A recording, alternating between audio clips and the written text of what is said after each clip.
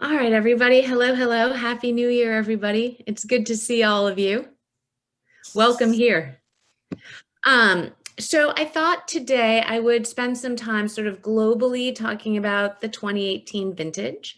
Um, and I'll talk a little bit about the wines and the release. I have a few number updates for 2020 in terms of harvest numbers for Sonoma County, if that's interesting.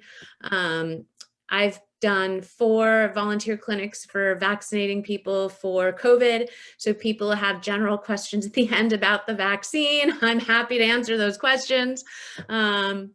And I guess that's sort of it. But I also wanted to hear from everybody how things are going in people's different communities as we launch into 2021. So I can share that here in Sonoma County, I'm excited to report that our numbers are slowly coming down, which is great. And the tasting room is now newly reopened for outdoor only tastings, which is great. Has anyone out there been to Grand Cru and tasted with me at the winery yet? No. Oh yeah. Okay. Yeah, Alan. Sure, of course. Hi guys. Hi Scott. So the people who have know we have those big roll-up doors. So we have been cleared by the county health department that people can be sort of indoors under the roof so long as the entire roll-up door is open and the interior door to the winery is open for cross flow of air, which is nice for us because it's been kind of rainy lately and no one really wants to sit outside under a tent tasting wine in the rain. That said, I don't think tourists are rushing back to Sonoma County. I don't think that, at least here, hospitality seems to be rebounding overnight. I know that Napa released some numbers and they've had their worst hotel bookings and their lowest hotel rates in years, but I'm hopeful as vaccinations go up and infections go down, that people will feel like they'll feel safer exploring some more freedoms cautiously. How about that? All right, well, I just actually want to hear from some different people who are in different communities. Alan, you guys are in Houston. Do you want to tell me if you've opened anything super cool lately to drink and sort of what the tenor is like in Houston these days? Thank you. Jean and I are here. We appreciate you doing this again. We have had a spike, not necessarily to the same extent as some of the communities in California, but it's not been good. The trend is coming down. We both had our first vaccine, and we will have our second coming soon. Interesting things going on. I guess wine-wise, we just been still exploring some different offerings. Tonight we are on a 2016 Soberanist. As you know, that's my favorite, and Jean kind of likes it too. Yeah.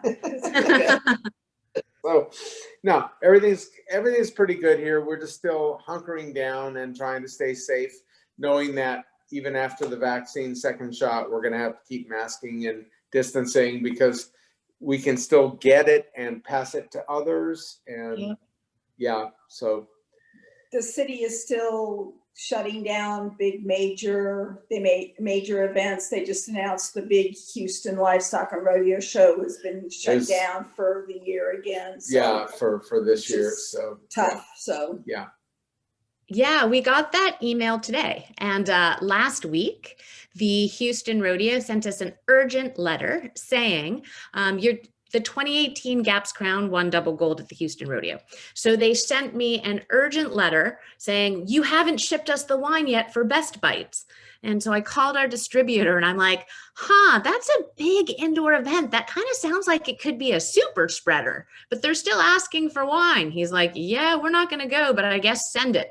So of course we shipped them 2 cases of wine. And today we got the letter like, well, the event's canceled, which is for the best. But I'm like, man, now we're down 2 cases and shipping. But, it's how it goes, But yeah, good news is the Gaps did really, really well again in the Houston Rodeo, which is fun. That's nice. And we're so looking forward to the next release coming soon. Thank you. Thank you. I am too. All right, let's pop over to the Hensons in Georgia on the other side of the country from us. Tell us what you've been drinking and how things are going in Georgia. Currently tonight for dinner, and we're not finishing, but we won't finish both bottles, but we are drinking a 2017 Soberanis, which I love. It's my second favorite to the Gaps Crown. And we, as you know, love your rosé. So we're doing that too. We had that a little before dinner, and then we had a baked chicken and the Soberanis, which was outstanding. We just love that one. And actually, we took it to the club the other night and let Daisy, if you've been in touch with her, try it. She loved it, and we shared it with some friends too. It's just outstanding. It really is. Thank you. Oh, it's great fruit. Yeah. And we So are. what else have you guys opened that's fun? That's not Brulium. Anything cool? We had a really wonderful dinner the other night and opened a 2007 Fisher Wedding Vineyard. And we opened a yeah, 2001 yeah. Silver Oak Napa. 2001 The other Silver night, Oak too, Napa. Which is good. We opened one of the single vineyards from Brown, which was a pretty good Pinot. But yeah, I think, those were pretty good. And we have also had our first vaccination. We're looking forward to our second one next week. Hopefully, it's as long as they have them in stock. We're planning on getting it Yeah. next week, and we will feel so much better. I am After that's done. sure. Yeah. I am sure. So what's dining and hospitality like in Georgia? As you know, California, we've had a horrible spike and everything was severely restricted and Yeah. just newly reopened to outdoor dining. What's doing in Well, Georgia? There are no restrictions in Georgia, but we have personally been very careful. The only indoor dining we do is at the club. The ceilings are like 30 feet high, and we're Yeah. spaced way apart. So I feel pretty good about that. But Mhm. we have not dined anywhere Anywhere indoors else. except for there, and that's it. So, Yeah. but you could go in any restaurant you want to. They're all open, but they have spaced apart. So there is some spacing, fortunately. But the numbers are coming down in Georgia too. Yeah. So Well, I mean, it's a challenge, right? Because on is. one hand, people in hospitality who are cooks and dishwashers and front of the house, Mhm, I it's know. their economic viability. It's how Yeah, they feed their yeah. family. And on the other Yeah. hand, people want to Right. feel safe about what they're doing. It's a rock and a hard Exactly. place. We've done a lot of takeouts from restaurants and from the country club. And that's we feel like we're supporting them in some way, shape, or form by just going, picking up the meals and bringing them home and eat them. So Yeah. that works. You mentioned the Gaps Crown, and we've ordered 6 bottles through our country club, Right? and those should be coming next week. Oh, So we'll fabulous. look- Boy. We'll look forward to that. But Yeah. Daisy has been able to get pretty much whatever want through, Yeah. I guess, one of those distributors, your distributor. Yeah. So we have 6 bottles of Gaps Crown coming. Yay. And then we have rosé from, I guess, 19 and 20 coming from you at various times. So that'll be fun. But yeah, the Pinot we're having tonight is absolutely delicious. wonderful. It is just So a good. beautiful Pinot. Thank Yeah. you. Yeah. All right. Well, the Meadows are in Denver. So they are plagued by snow plus outdoor dining. What's stuff looking like in Colorado? Well, we had a beautiful blue sky day here again. You can't argue with that. Oh, Looking forward to some more snow to come in. They had a couple places last weekend, thanks to California. We got the tip of the snowstorm and had 9 feet of snow in some of the ski basins down in the southwest corner of Colorado. So if you're a skier, things are looking up. Unfortunately, they're limiting how many people can go out and be on the slopes at any one time. But no, we've been quarantining most of the time. We've been helping the wine industry as best we can. We have two 17-case wine storage units across town, and they're both chock full, and our closets here are full. So every time some small winery sends out a note saying that, they're really hurting and we really feel, so it's not like we're in a need for more wine, but No. we're doing our best to support the industry. And but anyway, we're having a 2017 Pinot from Oregon tonight. It's Raptor Ridge from the Willamette, and it's pretty tasty. And be having it with some barbecue. Being from Texas originally, it's a requirement we have barbecue at least once a week. So Tex-Mex one day, barbecue the next. So it's It's not true. He's just making that up. Well done, you guys. Thank you for your efforts going out, putting your medical skills to good use, Absolutely. and volunteering to help vaccinate those in need. So our applause to you, and thank you for pitching in. Well, I'm happy to do it. Listen, it's nice to be part of the solution, right? And slowly get everybody back closer to where we used to be. So let's talk a little bit about the 2018 vintage in general, and then I'll hear from some more of you guys. So 2018 across the board is sort of a picture perfect vintage. In terms of the weather, we didn't here in Sonoma County have any of the severe heat spikes that we saw in 2017 or 2019, which is really nice because that allows for slow and even ripening. And as you can guess, when you have these extreme heat events where the weather and the temperature goes up above 100, it stresses the vines, the grapes dehydrate, and it takes some time for the grapes to regain balance. And the closer grapes are to harvest, when these extreme heat events happen, the harder it is for the vine to bounce back into balance. So of course, after that, you're going to get the sugar spike before the grape can recalibrate and rebalance. So across the board, California in 2018 had a really strong marine layer for a lot of the growing season. Overall, the degree day accumulation was lower than usual, which again just sort of points to more moderate weather, slower ripening, cooler, especially in August. We seem to be lower on our degree days overall, again, which led to a wonderful leisurely pace for harvest. Also, interestingly, 2018 was a high yield year. Yields were 10 to 20% above average. And that was due both to strong fruit set. So, all of the flowering resulted in fertilized berries and having bigger, juicier clusters and higher cluster weight. So 2018 is a high yield year, and also in terms of weight, but also in terms of juice.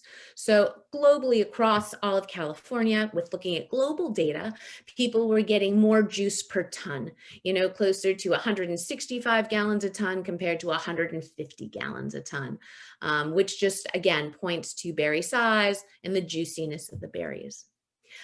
In terms of the chemistry, globally across California, we did ripen later and sort of notably at slightly lower bricks, both for red and white wine. Certainly for white wine, it's a little tougher to take California global data for red wine because you have, the extreme Sonoma Coast Pinot Noirs that are very, very low in alcohol on trend.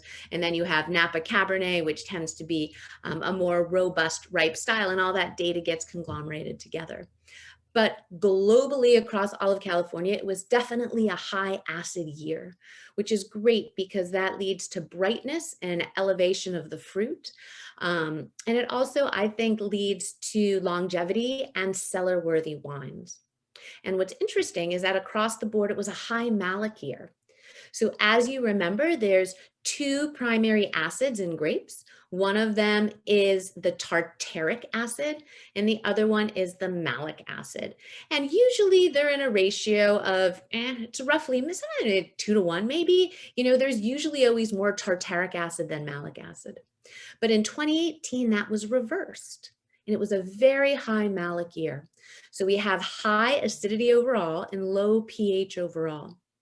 And you might think, well, gosh, why was it a high malic year? Well, one of the reasons that contributes to that is having a cooler climate. So if you've ever been with me when we've talked about either Petaluma Gap or Sobranes, we talk about the fact that when the wind comes in off the Pacific and it keeps those grapes cool, it prevents them from respiring their malic acid. They retain their acid as they stay cool. And 2018, being a broadly cooler year, resulted in a year with very high malic acids. It's also interesting down the line because, of course, as you all know, we go through two fermentations, and the big primary fermentation, of course, is the conversion of sugar to ethanol to alcohol. But that secondary fermentation that all reds go through and many whites go through is called the malolactic fermentation, or the secondary fermentation, and that's the conversion of malic acid to lactic acid. And when that happens, it will drop the acidity and it will increase the pH. That just happens naturally through that process. But overall, it was a high malic year, which is interesting. What else is notable? NOPA and ammonia was kind of down overall. Maybe that was a dilution effect. Maybe people were fertilizing less. It's hard to know. Kind of arcane bits of information. Let's see. So it was pretty much a perfect growing season. In terms of the gaps versus the San Giacomo, one notable thing about the San Giacomo in 2018 is that I picked the two clones at separate times. Most often they ripen, the Pommard and the 115 clones ripen in concert. So I pick all 5 tons of fruit together. This was a year where there just seemed to be a disparity in ripening between the two clones, so I picked them separately. I picked 3.5 tons of Pommard, and then about 10 days later, I picked another 1.5 tons of the 115, and I fermented them separately, and of course, they got blended together in the end. But, you know, because it was a leisurely pace and because it was cooler and we weren't pressured by heat spikes, I could really let fruit hang out on the vine until I really felt it was phenolically ripe, in addition to having it hit the bricks that I thought tasted delicious. I harvested Gaps and San Giacomo about 3 weeks apart, which is typical. I mean, I harvest the San Giacomo after the Gaps typically, but it's not always 3 weeks. Sometimes it's 10 days or 2 weeks. For those of you who've looked at the maps and have been here before, we know that the Gaps crown fruit has elevation, that it has southwest exposure, and that top block sits above the fog line. So it is always getting more sunshine than San Giacomo. And in a year with a really strong marine layer across much of the summer, that San Giacomo is sitting in a lot more fog than the Gaps crown. In terms of in the bottle and on the palate, I think the 18 San Giacomo in terms of palate and texture reminds me more of the 16. It's got a little bit more fullness on the palate, and I know the 16 San Giacomo was definitely a fan favorite. And the Gaps crown just has beautiful black cherry purity of fruit. It's just really, really luscious. And I think everyone is going to enjoy both. I think that across the board, the 2018s coming out of California and especially coming out of Sonoma are stellar. So I think that's exciting. Has anyone had any 2018s out of California or even up Oregon, Washington, not from me, that they want to share and sort of talk about their thoughts on 2018 vintage? Anyone? Well, I talked for a while, so we'll take it back to the floor. Stephen, you want to tell us what's going on above us in Washington? Well, I was just thinking that when you asked that question about 2018 vintages, and we may have, I'm just trying to remember, speaking of drinking wine, we did a Pinot Noir wine tasting a couple of weeks ago, remotely using these little 2-ounce glass bottles that we could, one person could fill and then distribute them to everybody. And Mark and Linda participated in this as well. And we did an Oregon, a couple of California, one from Sonoma, one from Central Coast. a Pinot from New Zealand, and then a Pinot from France, and did this kind of a blind tasting. And I'm pretty sure the Oregon was a 2018 from the Willamette Valley. But surprisingly, not really necessarily surprisingly, the California Sonoma particular wine was the favorite of everybody. But here in this area, we're west of Seattle, so we're not really, we're in a much more rural area. And in terms of the pandemic, it's been pretty closed down. And it's starting to open up a little bit as the number of positive cases is starting to drop a little bit, and they're opening some areas, but not where we are right now yet. But as was mentioned by the other couple, we've done a lot of takeout from our favorite restaurants. We haven't done any indoor dining. We're just not ready to do that, even though Mary Ann and I have now had our first of the vaccines. But everybody is still being very cautious, and there hasn't been a lot of pushback to the restrictions that have been imposed by the governor of the state. And overall, I think everybody's just trying to get in line to get a vaccine, and that's been probably the most controversial issue here now is the fact that they haven't gotten as many doses as they expected. There's been a lot of reports of people cutting in line, so to speak. That doesn't go over very well, especially those that are trying to legitimately get their vaccine. But that's kind of where we are right now. Right. Yeah. By the way, we are drinking tonight a Australian Shiraz 2012, and getting ready for a stroganoff tonight for dinner for this to go along with. Very nice wine. And how is it held up? Is the acidity still nice? Some It's of the held up Shirazes are pretty great. big. You know, I don't have a real sophisticated method of holding wine, although I do have a couple of wine refrigerators out in the garage, but this guy has done very well. It's done very well. Fruit is still there, and it's got the nice pepper of effect from the Shiraz, full-bodied and everything. Awesome. Well, let's hear from Roxanne, who's both a wine lover and actually a practicing RN. So she can probably offer us some interesting information about what's actually doing on the ground here in Northern California. Hi, hello everyone. I'm Roxana. This is Chris is actually hanging out with me too. Hello. He doesn't like being on camera, so I'm a nurse. Chris is actually a firefighter with Marin County Fire Department out here, and we've both been doing a lot of COVID testing, and we haven't done any of the vaccination volunteering yet, but we'll be doing that upcoming at Marin Community Center. So we're looking forward to that. And where I work, we get a lot of calls from patients. I work in surgery, and so we get a lot of calls worried about cancellation of elective surgeries. Luckily, San Francisco has not had to do that. Some areas in the South Bay have had to do that, and it just kind of depends on how backed up the hospitals are. So, so far so good on that end of things. And but I live in Marin County, and kind of the same situation as Kara described earlier, up in the north of San Francisco. Except Marin always has much better COVID numbers than Sonoma County. Our case rates are always significantly higher than Marin. You guys are always ahead of us. Yeah, I think there's some push and pull on that, but yeah, I'll take what we get. Sure. But San Francisco has been done amazingly well, considering, not great, but well, considering everything comparatively to other cities. So, yep.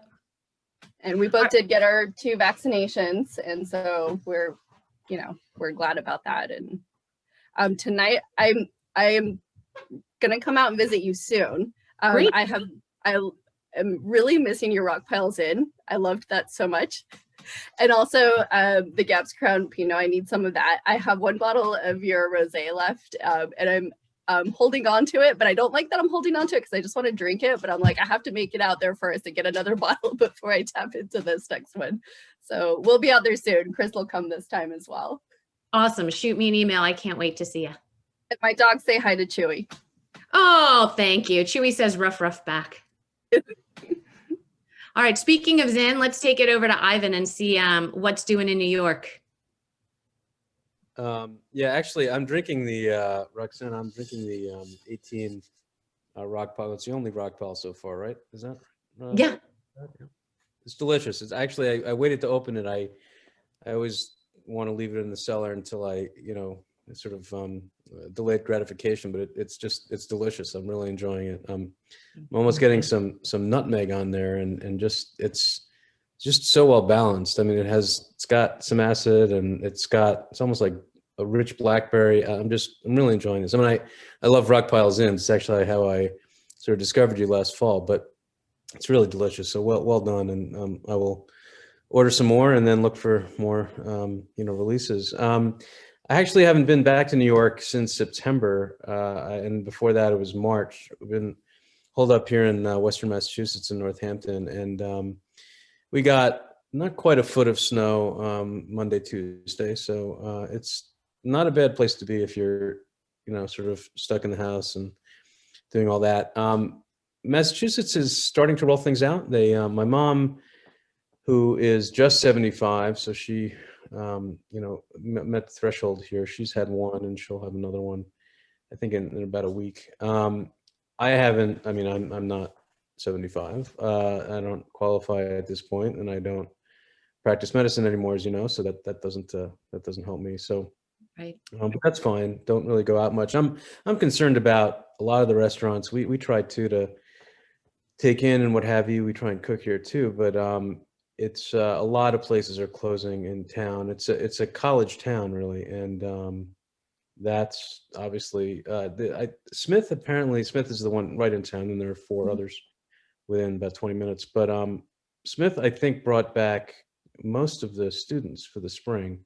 But it's still, it's pretty dire here. Everyone's trying to pitch in, but obviously we're all concerned. I mean, we'd like there to be a town when we're done with this, and obviously our neighbors and anybody who works there needs support. So it's still pretty rough. But in the winter here, of course, is you're not going to eat outside unless you're really quite deranged. So it's tough. Did anybody catch speaking of Smith and college towns, did anyone see the article in the New York Times about UC Davis creating a bubble around the town? Did anyone see it? Yep. So yeah, right. So that was an interesting article. Do you want to talk about it, Connie? Do you want to unmute? Tell us what you remember from the article.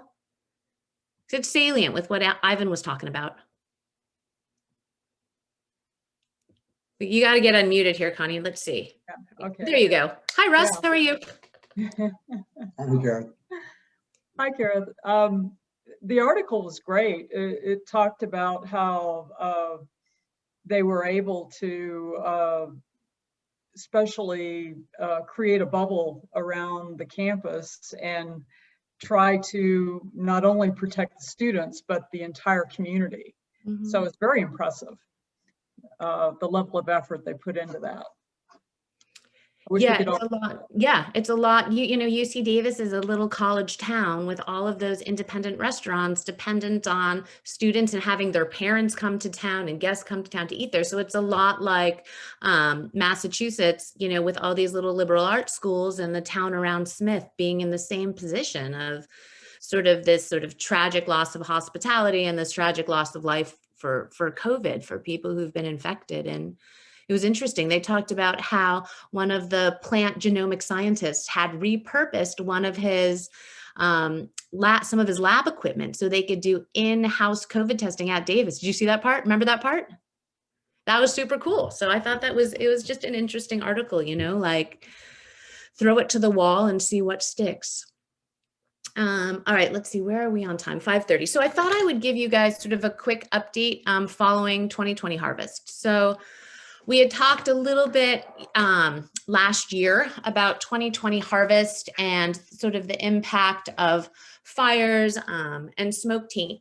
And now that we've rolled into 2021, we do have some just interesting numbers. Sonoma County Vintners and the Wine Institute said that the 2020 fires will cause a $3.8 billion loss to the wine industry in California. And that does not include the impact of restaurants, broadly affecting tourism, hotels, anything like that. So that's a pretty big number. So 2020 harvest before the fires was a lower yielding year. So across the board in Sonoma, yields were down about 10%. And then in the end, across California, 100,000 tons of fruit were left hanging. And as you probably remember, the first round of fires came in August. So, I mean, it affected grape growers up and down all of California from top to bottom. Here in Sonoma County, 30 to 50% of the fruit was left on the vine. A good chunk of that was coastal Pinot Noir, because Pinot Noir, being thin-skinned and delicate, is a lot more prone to showing the smoke impact than a varietal like Cabernet, which might have tannins that can help mask the smoke impact. And I just want to get the numbers right. So in 2019, 48,000 tons of fruit were picked in Sonoma County.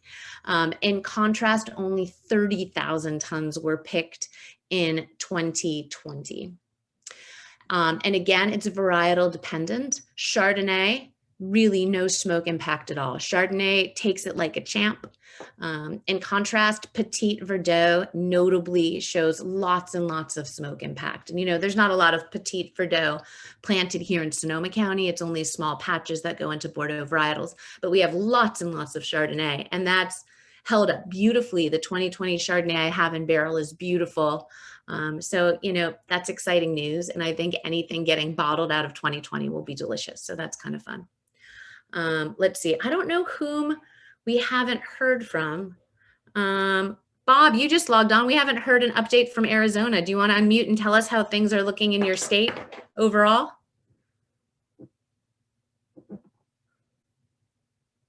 You're trying to unmute, yeah? Do you need me to unmute at my end?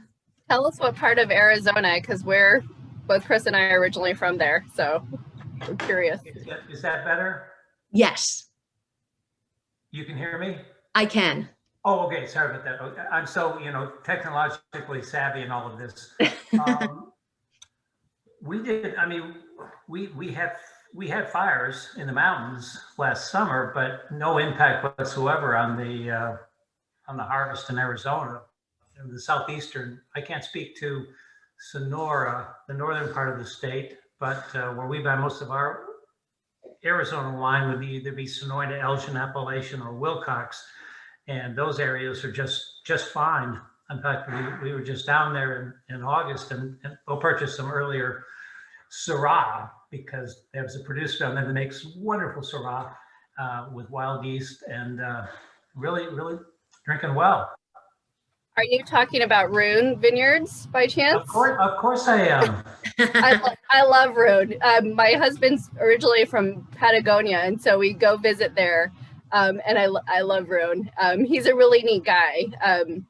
Jim, I think, James is his name. Mm-hmm. And we both studied in Flagstaff, and we're both originally from there. So anytime we go visit, we always have to go to Sonoyta and Elgin and do the tasting there. So he made an excellent Grenache Blanc that knocked my socks off this year too. So really, okay. I'll have to. Even though I don't drink white, my wife does, so we'll take a look at that.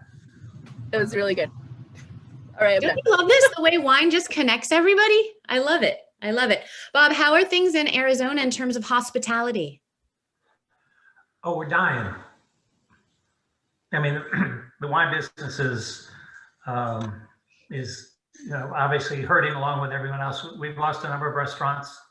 Our favorite little Italian bistro closed, not because they were doing great takeout. They had to go back to Italy to renew their visas, and our government closed all of these offices in Rome, And so they were stuck there for 6 months. They couldn't get a visa in the meantime, so that they just had to shut the restaurant down. It was real tragic. So, you know, it's one thing to lose it through, you know, nature, God-driven events, but it's another through incompetence from the government. Anyway, so, but we have lost a number of accounts, and people are telling me they might begin to reorder wine in March and April, but it's just, they're just running off of what they, you know, had prior to COVID, and they got a double whammy because they didn't get the snowbirds back down like they had before. So they didn't get that migrations. So our population stayed pretty stable. But I mean, we'll come back. We've all said nobody's in this for the money, right? Right, that's the truth. Yeah, this is just really a truism this year. Yeah, that is true. Well, as I said, I think things globally are looking hopeful overall, looking forward. All right, I got to put on my embarrassing reading glasses for 1 second to make sure I'm not missing any questions in the chat. Let's see.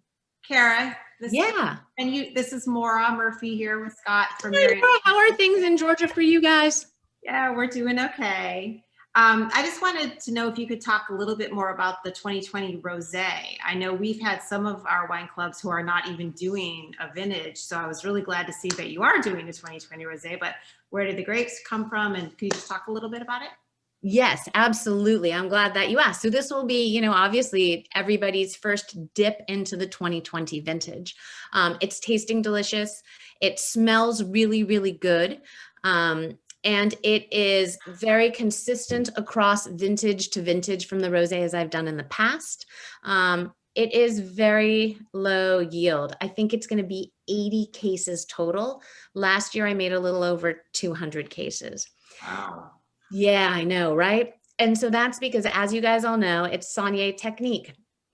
So the juice that becomes the rosé is bled off from the tank as soon as we dump to tank. So obviously I brought in a lot less fruit this year. And even though I've bought juice from my Sonoma County partners at the winery, everybody brought in less juice this year. So I will tell you a secret that there's juice in there from Anderson Valley. It is still labeled as Sonoma County because it wasn't high enough in it. You know, so the rules are funny, right? It's got to be 75% from Sonoma County to be labeled Sonoma County. It wasn't quite 75%. But the good news is that Anderson Valley, for the early picked grapes, didn't have the same smoke impact that we had in Sonoma County. Which is great. The other good thing about rosé is, of course, it has limited skin contact, and the smoke compounds come out of the skin. We know that they follow a curve very much like anthocyanin, so you're getting about 30% of the chemicals coming out of the skin in the first day of fermentation, and you're at like 80-90% by 5 days. Of course, with typical Pinot, it's on the skin for a 5-day cold soak. So if you're making Pinot in a typical way, you're going to extract everything that's in the skin, colors and smoke compounds if they are there. Of course, again, we don't have that with rosé. Rosé is actually a really great technique in a year of smoke impact. Unfortunately, you know, we still couldn't afford to specifically buy fruit just to press for rosé because, you know, grape prices are still high and it still costs money to process fruit. But all of the juice that I have is super clean. People offered to sell me juice from other lots if I wanted to increase my rosé yield. I was really judicious. I said no to many people when I wasn't totally sure about the provenance of the juice, especially stuff that was coming from the Sebastopol Hills and West Sonoma County into those first days of September. So it smells great. It's got a little bit of a tropical note to it this year. I was able to keep it in stabulation mode for a long time. And I don't know if we've talked about that with rosé, you know, keeping it on the gross lees. So the juice is cloudy, really increases those thiol, those aromatic precursors that bring the pretty aromatics to the rosé. So it was in a nice tank. We were able to chill it way down and hold it there. So it's really aromatic. It's tasting really great. The color's beautiful. I'm bottling at the end of February, so it's going to be a close call. I am bottling, I think, the 28th. The warehouse should be picking up the wine that next Monday. I'm going to wax all the rosé on Saturday with the little dollops. So it's ready to pick up Monday morning, and hopefully the subsequent Monday we can start to ship it out, but it's going to be a close call. But yeah, if you want rosé, definitely pick it up in the allocation. Because again, it's, you know, 40% of what we've done in past years. And the rosé is definitely a favorite. Where are we in terms of time? 42. Okay. So as I promised everybody, if people have specific questions about the COVID vaccine, I've done 4 clinics. I'm happy to answer questions. If I know the answer, you can go ahead and unmute yourself, shout them out. If any questions on that? Well, good. That means everybody is getting well informed in their communities. I had wine questions. Yeah, go ahead. I loved when you said, when you were talking about the 2018 vintage and how it was a more leisurely season and how you could kind of, you know, take your time in deciding how long the grapes could hang, and you could kind of determine, you know, and decide when to pick. And I love that combination of art and science. So, and I like to hear your you know, different winemakers' takes on how they determine when it's ready. I know there's the taste. Do you rely on refractometer, both? Like how do you come to that conclusion with that, you know, combination of the art and science? That's a great question. And I keep thinking we should have a full Zoom dedicated to harvest and picking parameters. So maybe we'll put that if there's interest for it. But basically, you're absolutely right. There's the art and the science. So there's the qualitative, which is my going out to the vineyard and looking at the clusters visually, right? Are they still super, super, super tight and bunched up, or is there starting to be some relaxation of the clusters, which shows that they're less turgid, that they're riper, and maybe they've lost some of they're not dehydrated yet, but they're just slowly a little bit rounder, a little bit softer within that cluster. Then I look at the rachis. Is it starting to turn brown? Is there early lignification? So right where the grape, you know, attaches to the stem, is that slowly going from green to brown? That's another sign of ripeness. Then of course I taste the grapes. Do they taste sweet? What is the acidity like? Do they taste very, very sour, or does it taste in balance? Then I spend some time chewing on the skins to assess the tannins. And I try to decide, do those tannins taste really green, hard, and chalky, where you taste a lot of it in the front of your mouth? Or do the tannins sort of start to taste more velvety and broad? And you really get that from chewing on the skins. And I'll walk along the rows. And as I'm putting clusters into my bag, you know, I'll blindly take clusters without looking, right? Because I don't want to look at the prettiest cluster and take that. So I'll blindly stop at a row, point to a cluster without looking, put it into my bag. So I try to do both morning side and afternoon side in terms of sunlight, north, south, east, west, more than one row. I don't want to sample right by a post. I don't want to sample the first or last vines of any row.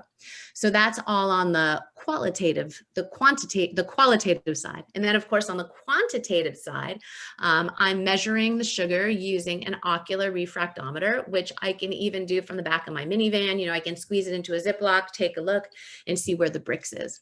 As we get closer to harvest, I'll send it into the lab to get their more official assessment. Our numbers are usually within a few tenths of each other. And then that will also give me measurements of the acidity, both in terms of the total acidity, which is really what you taste. And again, that's the tartaric and the malic acid, and then the pH. And generally across the board, and we can talk about exceptions next time, as your grapes ripen, your acid is going to go down and your pH is going to go up. So what I'm really looking for is that intersection where you find a lot of balance between the sugar and the flavor profile and the acidity and the brightness. All right, you guys, it is 5:45. So I apologize if I didn't get to hear from everyone. I tried really hard to hear from a lot of you. If there is interest, shoot me an email and maybe one of the next Zooms can focus on harvest parameters, what we look for with harvest and some harvest chemistry, which is my favorite topic, but maybe not everybody else likes it. What else? Stay well, everybody. Stay healthy. Thank you for your support. Cheers. And I look forward to seeing you guys again virtually in a few weeks. And when everyone feels safe traveling, obviously the winery is open and I welcome you when you feel safe to travel. Look forward Bye, to it. everybody. Thank you. Take care, everybody. Be well and uncork something good. Bye-bye. Bye. Bye. Bye.